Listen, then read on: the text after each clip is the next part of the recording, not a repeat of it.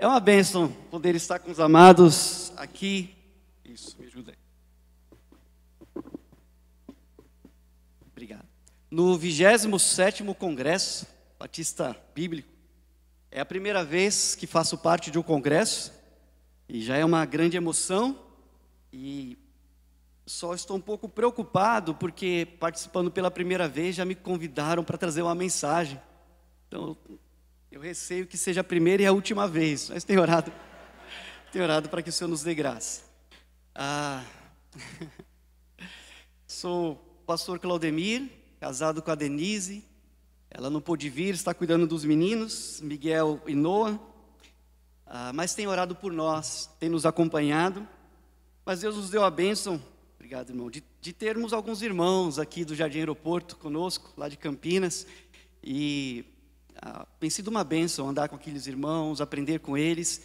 Pastor Osmar, a irmã Elza, tem me ajudado muito, dado muito conselhos. Um dos conselhos que o pastor deu foi para combinar com os irmãos, para sentarem perto e dizer amém bem forte. E dar uma oferta generosa, né? Mas eu não tenho ouro, não tenho prata, mas abacate, quando chegar, a gente vai ter, tá bom? Mas agradeço muito aos irmãos que têm orado por nós e também a diretoria que nos confiou essa responsabilidade de trazer o recado do Senhor nessa devocional. O tema, ou o texto central desse congresso está em Mateus, no capítulo 24, 46. Não é o texto da nossa pregação dessa manhã, mas Jesus nos faz um alerta, como um encorajamento, mas também como um aviso. Bem-aventurado aquele servo que seu senhor, quando vier, achar fazendo assim. Então, Jesus estava trazendo um ensinamento, ou um ensino a respeito do fim dos tempos, ou dos últimos dias. E esse congresso, ele tem muitos propósitos, sem dúvida.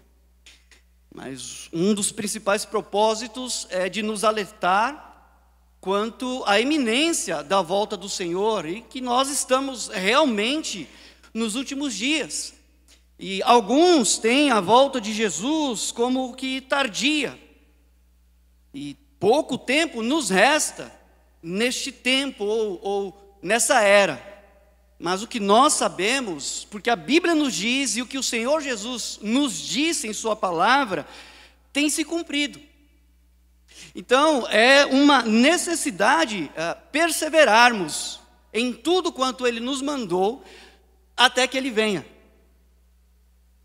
E o Senhor Jesus, Ele nos deixou muitos sinais com relação à sua vinda, ou o final dos tempos. E ontem nós ouvimos aqui o pastor Alexandre dando alguns sinais, ou mostrando na palavra de Deus alguns sinais. E comparo esse tempo no qual nós vivemos como um viver ou um sobreviver num ambiente muito hostil. Como aqueles que sobreviveram a um acidente ou que foram deixados num ambiente hostil, seja numa selva ou num deserto, em um lugar muito, muito difícil de sobreviver, mas de tentar sobreviver até que o resgate venha. Eu imagino que nós estamos num momento assim. E se você, hipoteticamente, estivesse numa selva ou num ambiente muito inóspito e tivesse 3 itens para sobreviver até que o resgate chegasse, quais itens você escolheria? Alguns diriam um facão, uma pederneira, né, de fazer faísca, acender a fogueira, uma panela. Depende muito das suas habilidades.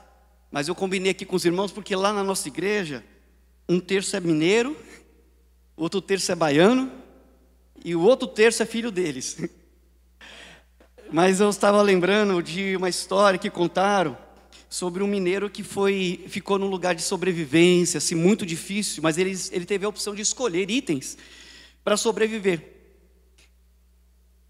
Aí o rapaz entrevistando falou assim: o que é que o senhor prefere ou precisa para sobreviver? Aí ele falou: eu posso escolher o que eu quiser? Pode escolher o que quiser. Então ele falou, eu escolho um queijo. Bom, queijo faz sentido, amém? Faz sentido, é alimento, mas pode acabar, até que o resgate venha, mas você tem mais dois pedidos, ou pelo menos 2 itens. Então o segundo item, outro queijo. Ele ficou mais preocupado, tá bom, agora você tem um terceiro item. Aí ele falou, um fósforo. Aí o entrevistador, que alívio, eu pensei que você ia pedir outro queijo. Aí ele falou assim, eu ia, mas fiquei com vergonha. Mas isso tudo, irmãos, é para trazer para o nosso contexto e a nossa realidade. Porque nós temos, pelo menos a palavra de Deus nos diz, recursos para permanecermos firmes ou perseverarmos nesse momento de muita iniquidade. Paulo nos diz que agora permanecem a fé, a esperança e o amor. E Jesus diz que quando, pois, o Filho do Homem voltar, achará fé na terra. Então, o distanciamento da fé é também um sinal da volta do Senhor. Paulo fala que nós gememos esperando a nossa redenção, a nossa adoção de filhos, falando da volta do Senhor. E a esperança também é essencial para perseverarmos até que Ele venha. Mas Paulo também fala sobre o amor. 1 aos Coríntios, capítulo 13, versículo 13, ele diz, destes 3, o maior é o amor. E os sinais ontem, então, que o pastor Alexandre citou para nós, que Jesus deixou, foram guerras e rumores de guerras, fome, pestes, doenças, terremotos. Mas um dos sinais que Jesus deixou também, enquanto uma prova, um alerta de que Ele está prestes a voltar, está no mesmo capítulo de Mateus 24, versículo 12, ainda não é o texto que nós vamos ler quanto à nossa pregação, mas o texto nos diz que por se multiplicar a iniquidade, o amor de muitos esfriará. Então é um sintoma de que estamos no fim dos tempos. Por se multiplicar o distanciamento ou a indiferença quanto à verdade, quanto à palavra, quanto a Jesus. A iniquidade, o amor de muitos esfriará. É como se um vento muito gélido, muito poderoso, passasse sobre o amor e aquela chama do amor fosse se apagando. Mas graças a Deus que Jesus, Ele não disse o amor de todos, mas Ele disse o amor de muitos. Quem estuda esse texto, quem comenta, diz que o que Jesus quis dizer que é o amor da maioria. Mas a nossa oração é que os que aqui estão, ainda que sejamos poucos dentre todo o povo da terra, que o nosso amor não esfrie. Que sejamos aqui contagiados, animados com este amor que nós vamos ouvir agora pela palavra de Deus, e voltarmos para as nossas igrejas, para as nossas casas e animarmos os nossos irmãos, porque sim, o amor de muitos está esfriando, mas não significa que o meu e o seu também devem esfriar. Então nós precisamos manter a chama do amor acesa até que Ele venha. Precisamos perseverar no amor. Mas o que fazer, então, para perseverarmos no amor? Então, convido você a abrir a sua Bíblia no Evangelho do Senhor Jesus Cristo, no capítulo 15, do versículo 9 até o versículo 14. Eu vou pedir a você que fique em pé, por favor. Eu falei Mateus? Eu falei... Podeis ficar em pé por enquanto. Calma, irmãos, não estejais ansiosos. O Evangelho é de Jesus Cristo, segundo escreveu João, capítulo 15. Ué, era para eu estar nervoso? João, capítulo 15, de 9 a 14. Como fazer para manter a chama do amor acesa, para perseverarmos no amor até que Ele venha? Diz assim a palavra do Senhor: como o Pai me amou, também eu vos amei a vós.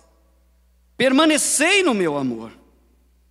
E se guardardes os meus mandamentos, permanecereis no meu amor. Do mesmo modo que eu tenho guardado os mandamentos de meu Pai, e permaneço no seu amor. Tenho-vos dito isto, para que o meu gozo, a minha alegria permaneça em vós, e o vosso gozo seja completo, seja pleno. O meu mandamento é este, que vos ameis uns aos outros, assim como eu vos amei. Ninguém tem maior amor do que este, de dar a alguém a sua vida pelos seus amigos.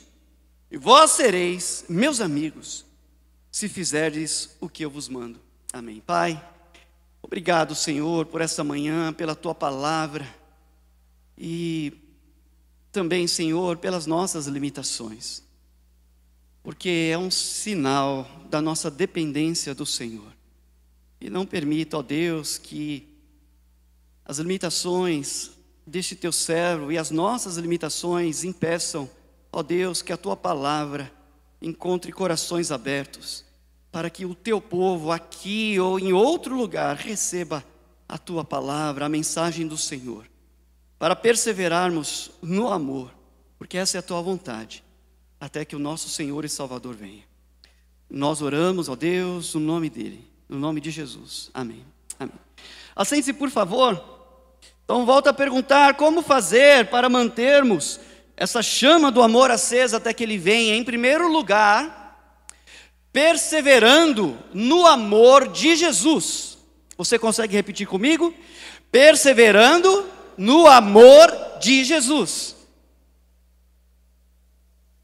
E para perseverarmos no amor de Cristo, nós precisamos permanecer ligados a Cristo. Não há como perseverar no amor de Jesus se nós não estivermos ou não permanecermos ligados a Jesus. O que significa perseverar? Alguns até citaram, o pastor Alexandre até colocou aqui o significado, e eu falava com o irmão Severo, o seu nome está na mensagem, porque perseveros é totalmente firme, totalmente severo, totalmente sisudo. É como alguém que está numa posição e forças muito poderosas tentam arrancar esse alguém do seu lugar, mas ele luta contra essas forças, então ele persevera contra essas forças. Mas uma coisa que me abençoou muito foi que, estudando a palavra e o tema, descobri que permanecer e perseverar tem ali a mesma raiz. Só que o permanecer é quando eu decido estar num lugar ou em quem me convidou ou me instruiu a ficar onde devo ficar. Então eu decido permanecer. E permanecendo eu devo sim, claro, lutar, perseverar para não ser arrancado de onde estou. Mas não é fácil perseverar no amor de Jesus nesses dias de tanta maldade. Mas Jesus, Ele não só nos instruiu a fazermos assim, mas Ele mesmo nos deu o exemplo, sendo Ele mesmo o exemplo. Pois Jesus disse no capítulo 15, versículo 9: como o Pai me amou, eu também vos amei, permanecei no meu amor. Então Ele mesmo se coloca como exemplo, e Ele cita o amor do Pai por Ele como exemplo do amor dEle por nós. E Deus, o Pai, deu declarações públicas do seu amor pelo Filho, e a gente sabe, o Pai não mente, o Pai é fiel, e Jesus, na ocasião do seu batismo, cumprindo a justiça de Deus, ouviu claramente a voz do Pai dizendo: este é o meu Filho amado, em quem tenho prazer. Então se o Pai disse, está dito. Mas nos momentos, irmãos, de angústias, como no Getsemane, nos momentos de tentação, quando o diabo disse: se tu és o Filho de Deus, transforma essa pedra em pães, Jesus, o Filho, se lembrava dessa declaração do Pai, sem dúvida, de que acontecesse o que acontecesse. Eu não sei se acertei, mas ele sabia, o Pai o amava e nada iria mudar. E ele também tinha essa convicção, e essa convicção o ajudou a permanecer firme diante das tentações. Esse amor do Pai pelo Filho o nutria, e ele disse em João, no capítulo 3, versículo 35, o Pai ama o Filho. Jesus sabia disso, e o Pai então lhe confiou, lhe ensinou todas as coisas. E assim, essa convicção do amor do Pai por ele, e a sua obediência, e obediência até a morte, e morte de cruz, o nutria, o ajudava, e ele então, obedecendo e guardando os mandamentos do Pai, permanecia no Pai, e o Pai nele. E assim ele era fortalecido pelo amor do Pai. Então Jesus nos diz: permaneçam em mim, estejam ligados a mim, porque assim vocês serão nutridos, vocês frutificarão, porque sem mim nada podeis fazer. E se alguém aqui espera uma definição do que é o amor, não é fácil definir, especialmente o amor de Deus, ou o amor de Jesus, que Paulo vai dizer em Efésios, no capítulo 3, que ele se coloca de joelhos, ele ora pelos efésios, para que Cristo habite pela fé em seus corações, para que junto com todos os santos, eles compreendam perfeitamente a largura, o comprimento, a altura e a profundidade, e conhecer o amor de Jesus Cristo que excede todo entendimento. Você entendeu? Não dá para entender, é difícil entender. E oro, eu sei que os irmãos também oram para tentarmos entender esse amor, mas não tem uma explicação humana. Porém, Jesus nos ensinou o que nós devemos fazer para permanecermos no seu amor. E ele diz que se nós guardarmos os seus mandamentos, guardarmos, obedecermos a sua palavra, nós permaneceremos no seu amor. Então é preciso conhecer os seus mandamentos, daqui a pouco nós falaremos um pouco mais sobre isso, e também obedecer. E mais uma vez, quem é o exemplo? Ele mesmo. É como se ele dissesse: olhem para mim. No capítulo 15, versículo 10, Jesus disse: se guardardes os meus mandamentos, permanecereis no meu amor, do mesmo modo que eu tenho guardado os mandamentos de meu Pai, e permaneço no seu amor. E sabemos que Jesus obedeceu. Entretanto, irmãos, será que haverá uma recompensa se nós permanecermos no amor de Jesus? Sim, Jesus também fala dessa recompensa. E a recompensa, meus irmãos, é a alegria. Jesus disse no versículo 11: tenho-vos dito isto para que o meu gozo, a minha alegria, mais uma vez, permaneça em vós, e o vosso gozo, a vossa alegria seja completa. Irmãos, tenho 27 anos de conversão. E como pastor, pouquíssimos anos, começando, eu achei que foi até um risco, só Deus sabe o risco que os irmãos correram de me darem essa oportunidade. Mas nesse tempo, como servo do Senhor no ministério, tenho visto muitos de jovens pastores mais experientes dizendo: eu não tenho mais alegria. E não só pastores, muitas pessoas nas igrejas estão dizendo: eu não tenho mais alegria, eu não tenho mais prazer em servir ao Senhor, em servir a igreja ou na igreja. Agora, por que isso acontece? E, irmãos, eu já confesso, algumas vezes, ou muitas vezes, já fui à presença do Senhor em oração, dizendo: Senhor, eu não estou conseguindo provar da alegria que o Senhor prometeu. O que é que está acontecendo? E Jesus então, por sua palavra, nos mostra, nos limpa, porque a gente coloca muito fardo sobre nós, sobre a gente mesmo, sobre os nossos ombros, coisas que o Senhor nunca mandou. Por exemplo, nós perdemos a alegria quando nós buscamos satisfação no desempenho. Quando nós buscamos satisfação na aprovação dos homens. Quando nós buscamos satisfação nos números. E não digo que os resultados ou o fruto não seja importante, mas a essência a gente tem se esquecido, irmãos. Porque a essência de um servo bom e fiel, ou de alguém que tenha, não sinta, mas tenha a alegria do Senhor, é de voltar a depender completamente do amor de Jesus. É de estar ligado a Jesus e saber que tudo quanto faz por amor e ligado ao amor de Jesus, nutrido pelo amor de Jesus. E sabe o que vai acontecendo? A gente fica como aqueles galhos cheios de folhas secas, de insetos, de galhos secos. Eu tenho aprendido ali no Jardim Aeroporto com as árvores que o pastor Osmar plantou, que a gente precisa podar as árvores. Porque os ventos vêm e os galhos pesados com muitas coisas, muitos aparatos, tentando agarrar coisas que não deveriam agarrar. O vento vem e balança e cansa o galho, às vezes ele quebra, aí a gente tem que ir lá e cortar.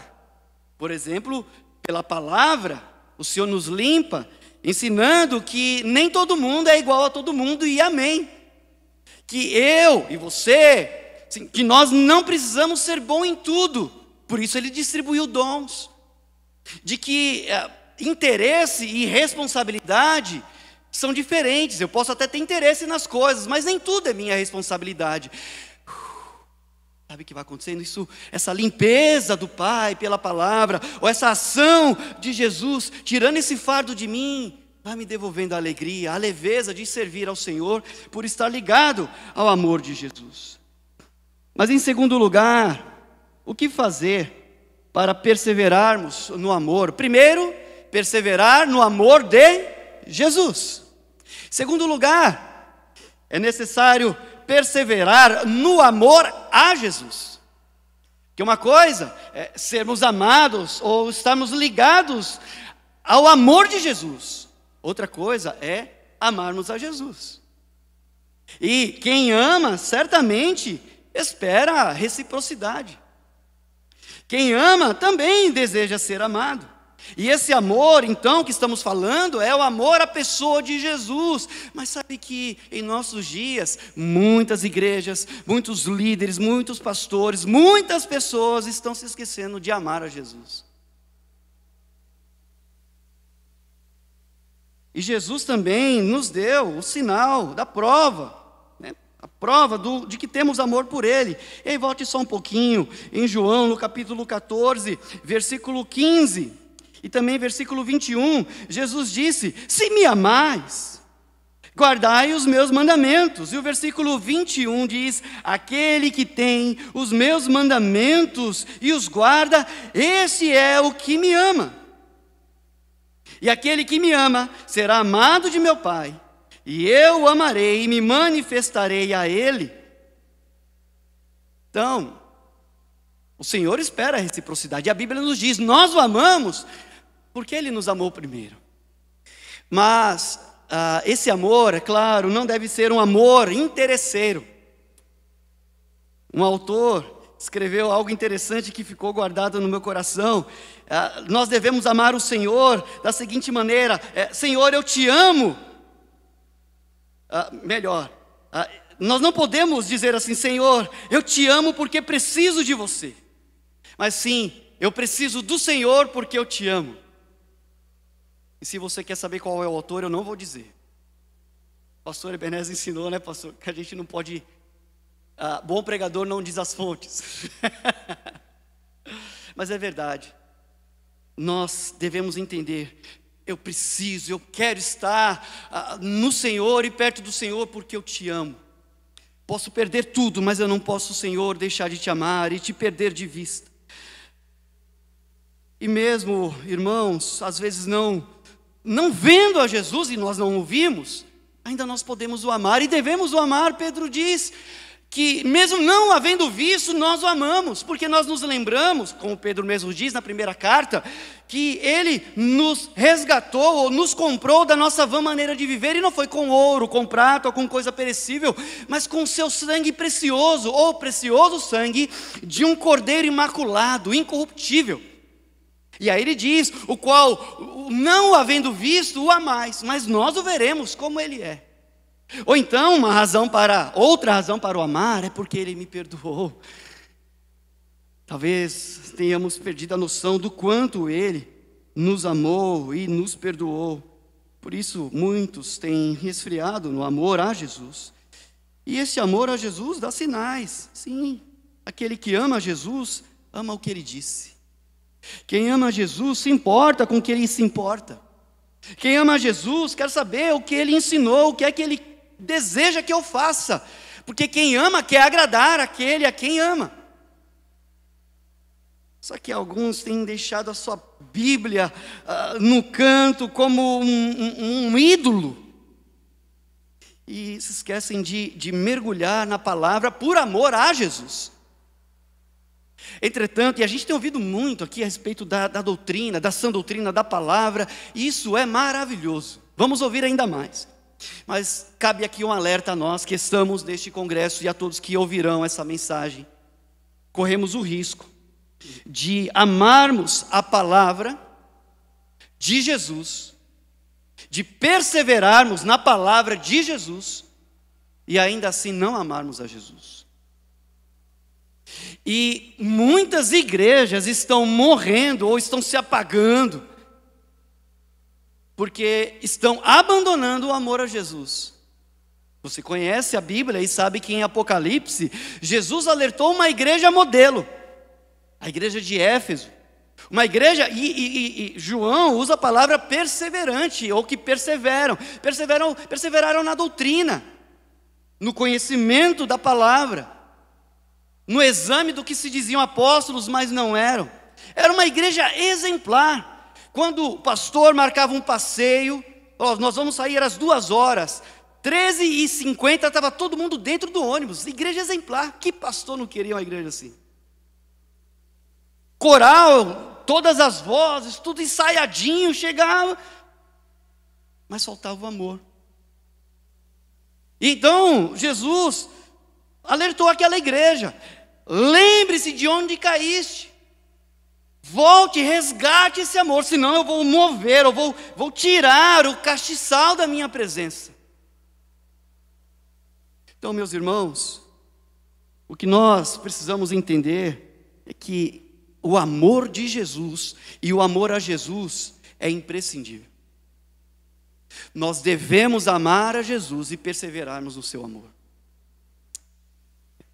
Sei que nós temos sofrido pressões sobre mudanças, alguns falando: pastor, a gente precisa de novos métodos, pastor, a gente precisa mudar o ritmo, pastor, esse negócio de costumes, esse negócio de tradição, esse negócio de Bíblia, desse jeito a igreja vai perdendo a alegria, vai perdendo a movimentação, perde os jovens. Isso dá uma tristeza, irmãos. Porque o que a igreja de Jesus precisa não são de novos métodos, de criatividade, embora isso seja útil, mas o que uma igreja precisa para permanecer viva é amor a Jesus. Se nós não nos reunimos aqui neste congresso por amor a Jesus, não passa de um evento. Se nós, nas nossas igrejas, subimos a um púlpito para pregarmos a palavra do Senhor e não for por amor, não passará de uma palestra. Tem que ser por amor a Jesus. Mas para encerrar, e não será a última vez que prego, o que fazer para perseverarmos no amor até que Ele venha? Bom, primeiro, perseverando no amor de Jesus. Segundo, perseverando no amor a Jesus. E terceiro, perseverando por amor a Jesus. E agora é permanecendo firme para fazer o que Ele nos mandou por amor a Ele. Porque Jesus nos deu mandamentos, Jesus nos deixou a sua palavra, e agora trata-se de amar e fazer o que Ele manda por amor a Ele. Até aquilo que a gente não gosta, até aquilo que a gente não prefere, mas se é da vontade dEle, se o agrada, então eu digo: Senhor, seja feita a Tua vontade e não a minha. Angústias vêm, talvez alguém aqui esteja angustiado. E Jesus, na sua oração, nosso exemplo, ele orou: Senhor, se possível, passa de mim este cálice. Todavia não seja como eu quero, mas como Tu queres. Então ele perseverou em fazer a vontade do Pai por amor ao Pai, e assim nós devemos fazer o que Ele nos manda por amor a Jesus. Sim, existem situações que a vontade que temos é de considerarmos os outros como se eles não existissem mais. A gente bloqueia no WhatsApp, no Facebook. Às vezes chegamos ao ponto de até nos alegrarmos, irmãos, sejamos sinceros, de nos alegrarmos com o insucesso de alguém com quem nós nos decepcionamos e até pecou contra nós. Às vezes nós preferimos preservarmos a nós mesmos, e se o outro se quebrar, se der mal, o problema é dele. O importante é que eu fique aqui intacto, que a minha imagem permaneça intacta. Mas se esquece de que Jesus, por amor a mim e por amor a você, entregou-se a si mesmo a uma morte vergonhosa, a uma morte sofrida. E Jesus então nos diz que nós devemos, por amor a Ele, fazer o que Ele nos manda. Ele fala sobre mandamentos, mas Ele deixa para nós um mandamento, irmãos, do qual todos dependem. No versículo 12 do capítulo 15, Jesus disse: o meu mandamento é este, que vos ameis uns aos outros, assim como eu vos amei. Então, qual seria esse sinal de que estamos perseverando em fazer o que Jesus nos manda por amor a Ele? É quando, de fato, somos capazes de, por amor, abrirmos mão, ou dermos a vida pelos nossos amigos, pelos nossos irmãos. E você sabe que sim, Jesus deu a sua vida por nós. E há até alguém, ou muitos aqui, talvez todos, que tenham a capacidade, a coragem de dar a sua vida em sacrifício por amor de alguém, de morrer literalmente por alguém. Mas eu creio que também essa prova de amor por Jesus envolve a morte em vida. É morrer para o próprio ego, por amor ao outro. É aprender a perder por amor ao outro. É aprender, irmãos, às vezes a deixar ir. É aprender que a gente não pode ter o controle de tudo.